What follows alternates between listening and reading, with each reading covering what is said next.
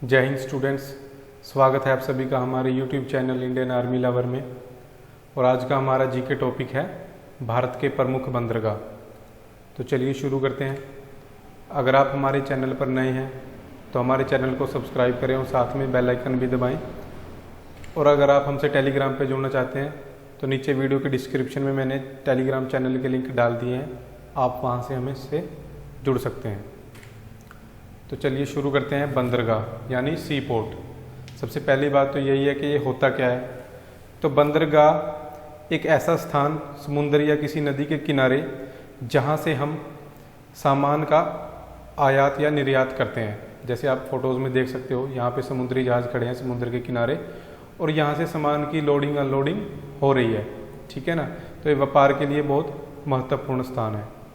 तो समझ गए आप बंदरगाह होता क्या है। तो भारत में कुल 13 प्रमुख और इसके अलावा 200 या 200 से काफ़ी ज़्यादा छोटे छोटे बंदरगाह हैं जो हमारे लिए बिल्कुल इम्पोर्टेंट नहीं है। हमें सिर्फ 13 जो प्रमुख बंदरगाह हैं वही देखने हैं कहाँ पे हैं, बस, ठीक है जी। तो चलिए एक एक करके शुरू करते हैं। सबसे पहले कांडला बंदरगाह, ये मिलेगा आपको गुजरात में। यहाँ पे आप येलो कलर में देख सकते हो गुजरात, और गुजरात में मिलेगा आपको कांडला और उसके साथ में मिलेगा मुंद्रा। तो ये मिलेंगे आपको कांडला बंदरगाह और मुंद्रा दोनों गुजरात में। और कांडला को बोलते हैं हम पंडित दीनदयाल उपाध्याय बंदरगाह, ठीक है जी। ये कुदरती बंदरगाह है, नेचुरल है। और बस इसके बारे में इतना ही आपको याद रखना है। ये कहाँ मिलेगा? गुजरात में। नेक्स्ट मुंबई बंदरगाह और नावा शेवा बंदरगाह, ये दोनों मिलेंगे आपको महाराष्ट्र में। ये येलो कलर में आप मैप में देख सकते हो, मुंबई बंदरगाह और नावा शेवा बंदरगाह। तो सबसे पहले मुंबई बंदरगाह के बारे में हम जान लेते हैं। ये भारत का सबसे बड़ा और सबसे व्यस्त यानी कि सबसे बिजी बंदरगाह यही है, ठीक है जी, मुंबई।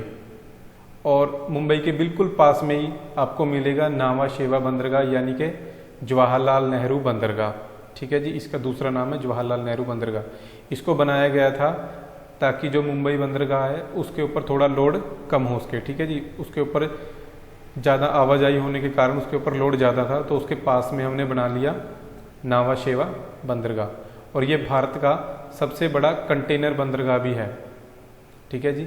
नावा शेवा यानी कि जवाहरलाल नेहरू बंदरगाह भारत का सबसे बड़ा कंटेनर बंदरगाह है। कंटेनर क्या होता है? कंटेनर होता है ये जो आप देख रहे हो समुद्री जहाज़ के ऊपर, ठीक है जी। ये कंटेनर रखे हुए हैं जिसमें सामान भरा होता है, इसको हम कंटेनर बोलते हैं, ठीक है जी। और नावा शेवा बंदरगाह को हम अरब सागर का राजा भी बोलते हैं। तो महाराष्ट्र में कुल ये दो ही थे, मुंबई और नावा शेवा। नेक्स्ट इसके बाद आपको मिलेगा एक गोवा में गोवा बंदरगाह, ठीक है जी। यहाँ पे आप देख सकते हो मैप में गोवा, इसको मुर्मू गांव बंदरगाह भी बोलते हैं। और यहाँ पे एक नदी है जुआरी नदी, जिसके किनारे अपनी जो नौसेना है उसका एक बेस भी बना हुआ है, ठीक है जी, गोवा बंदरगाह में, जिसको मुर्मू बंदरगाह भी बोलते हैं। और उसके बाद कर्नाटक का एक मिलेगा आपको मैंगलोर बंदरगाह, ये आप मैप में देख सकते हो मैंगलोर बंदरगाह, जिसे गेटवे ऑफ कर्नाटक भी कहा जाता है, गेटवे ऑफ कर्नाटक, ठीक है जी। नेक्स्ट उसके बाद आपको मिलेगा कोची बंदरगाह केरल में, ठीक है। इस भारत के सबसे प्रसिद्ध बंदरगाहों में से एक है कोची बंदरगाह। और यहाँ से चाय कॉफ़ी या मसालों का व्यापार होता है, ठीक है जी। भारत में सबसे ज़्यादा मसाले होते ही केरल में हैं, और उनका व्यापार भी कहाँ से होगा? फिर केरल के कोची बंदरगाह से, ठीक है जी। नेक्स्ट फिर आता है तमिलनाडु। तमिलनाडु में है कुल 3 बंदरगाह। एक है तूतीकोरिन बंदरगाह, या मैप में देख सकते हो तूतीकोरिन। फिर उसके ऊपर है एक चेन्नई बंदरगाह, और चेन्नई के बिल्कुल पास में है इन्नौर बंदरगाह। यहाँ पे मैप में नहीं है बनाया हुआ, चेन्नई के बिल्कुल पास में है इन्नौर बंदरगाह, ठीक है जी। तो चेन्नई बंदरगाह देश का सबसे पुराना बंदरगाह है, और ये मतलब नेचुरल नहीं है, कुदरती नहीं है, ये मैन मेड है, आर्टिफिशियल बंदरगाह, ठीक है जी, चेन्नई बंदरगाह। और चेन्नई के बिल्कुल पास में मिलेगा आपको इन्नौर बंदरगाह। ये चेन्नई बंदरगाह का जो लोड था, भार था, उसको कम करने के लिए बनाया गया है इन्नौर बंदरगाह, ठीक है जी। ये देश का पहला कंप्यूटराइज बंदरगाह है। जैसे महाराष्ट्र में मुंबई के पास बनाया गया था जवाहरलाल नेहरू बंदरगाह, मुंबई पोर्ट का भार कम करने के लिए, ऐसे ही चेन्नई बंदरगाह का भार कम करने के लिए बनाया गया उसके पास में एन्नौर बंदरगाह। तो तमिलनाडु में ये 3 हैं कुल, तूतीकोरिन, चेन्नई और इन्नौर बंदरगाह। ठीक है जी। उसके ऊपर आपको मिलेगा आंध्र प्रदेश, यहाँ मिलेगा आपको विशाखापट्टनम बंदरगाह। ठीक है जी, आंध्र प्रदेश में विशाखापट्टनम बंदरगाह। फिर उसके बाद पारादीप या परदीप बंदरगाह, ये मिलेगा आपको ओडिशा में, ये येलो कलर में आप देख सकते हो, परदीप। ठीक है जी। यहाँ से क्या है, ओडिशा से जितना भी कच्चा लोहा है या और भी मिनरल्स वगैरह हैं वो हम सब जापान को भेजते हैं, तो ये वो यहीं से भेजे जाते हैं। ठीक है जी। लो अयक्स यानी कि कच्चा लोहा हम जापान को इसी बंदरगाह से भेजते हैं, परदीप या पारादीप बंदरगाह से।